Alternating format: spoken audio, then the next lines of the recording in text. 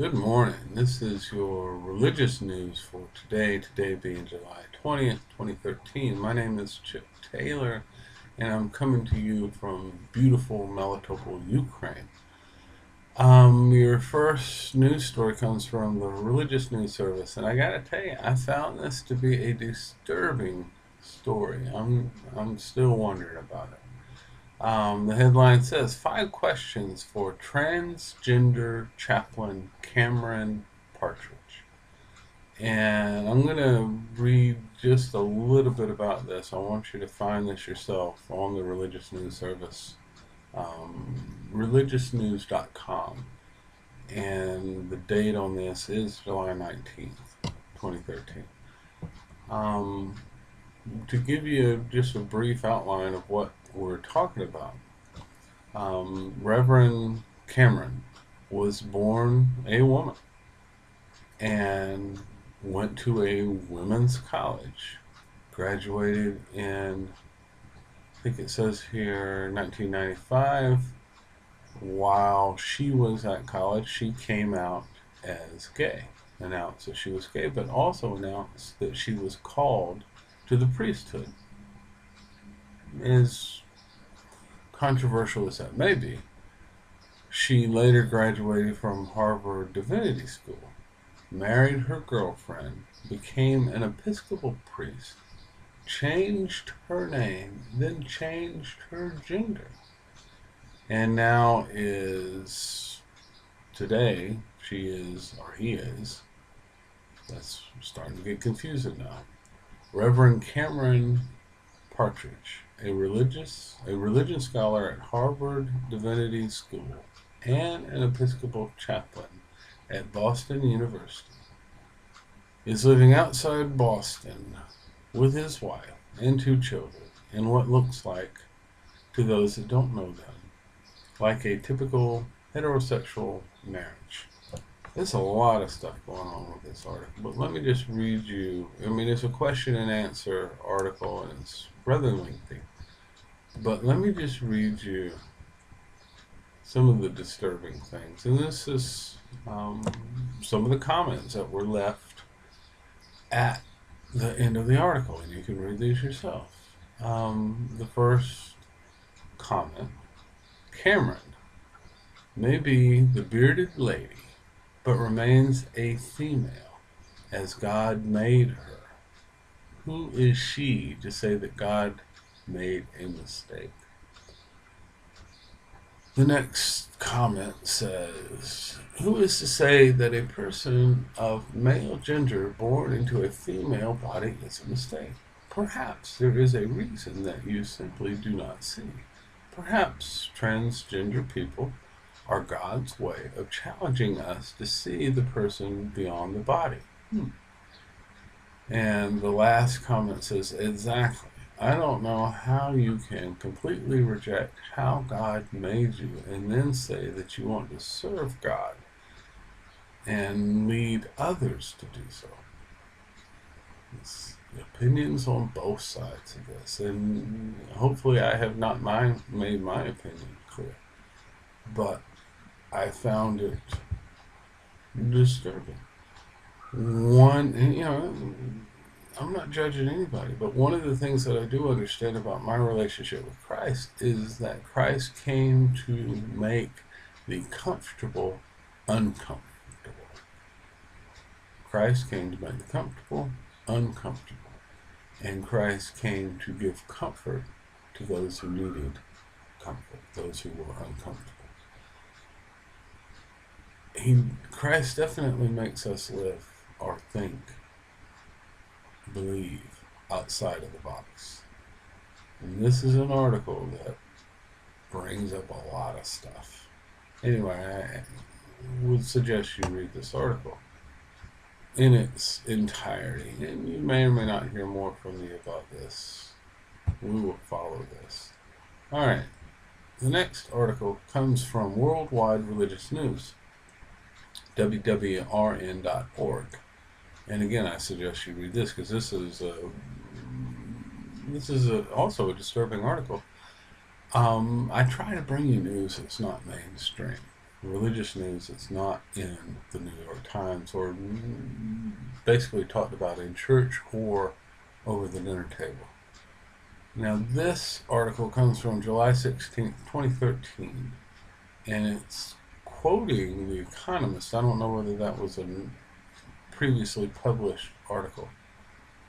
The headline says, Theology by Handcuffs. And I'm going to read you a couple of paragraphs of this.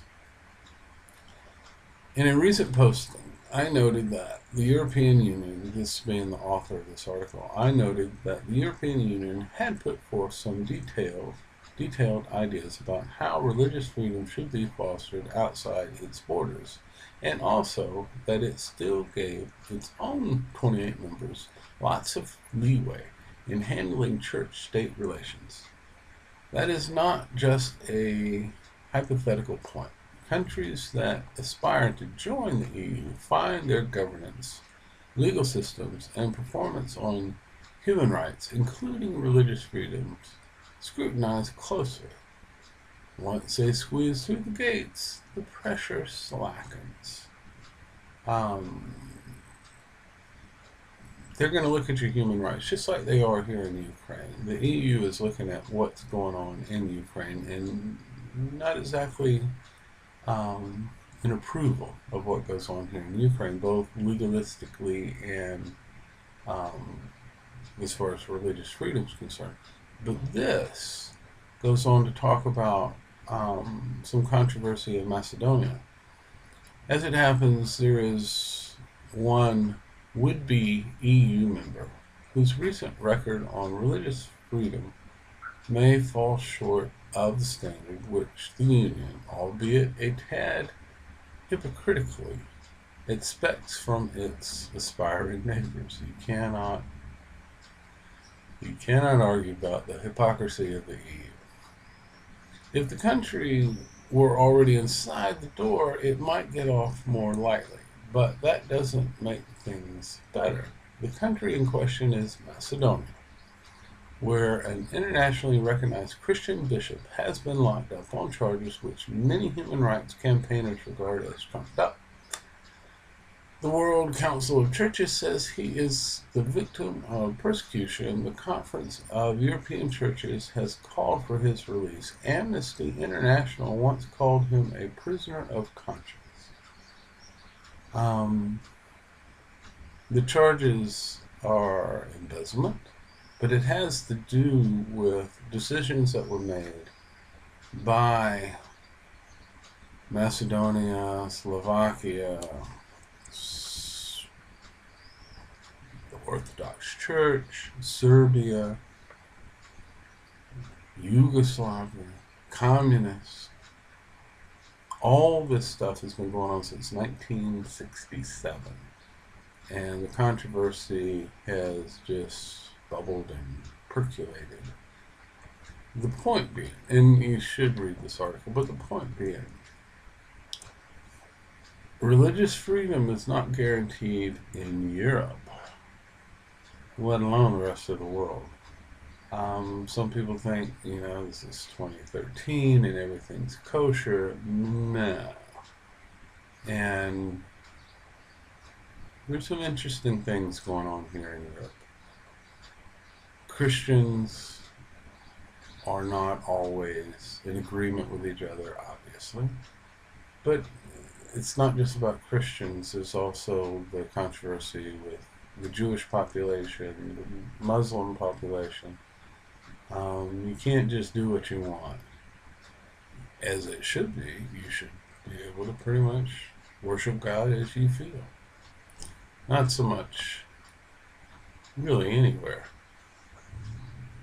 Now, the last article is talking about, this has come from the Vatican News Service, news.va, and the headline says, Pope Francis establishes Commission on Economic Structure, and what it amounts to is the Pope is trying to clean up the Vatican, which is what he said he would do. God love the Pope. And he's talking about making the Vatican's money a little bit more transparent. So it's establishing a commission that started on July 18th, a couple of days ago, and you will hear more about this from me. But it's trying to simplify and trying to establish some simplification, some rationalization, where the money's going, why the money's going, who the money's going to, as to avoid the misuse of economic resources, improve the transparency in the process of purchasing goods and services, and to refine the administration of goods and real estate to work with greater transparency. And that's your religious news for today. Today being July 20th, coming to you from beautiful Melitopol, Ukraine. I hope you have a blessed day. Come back and see me tomorrow.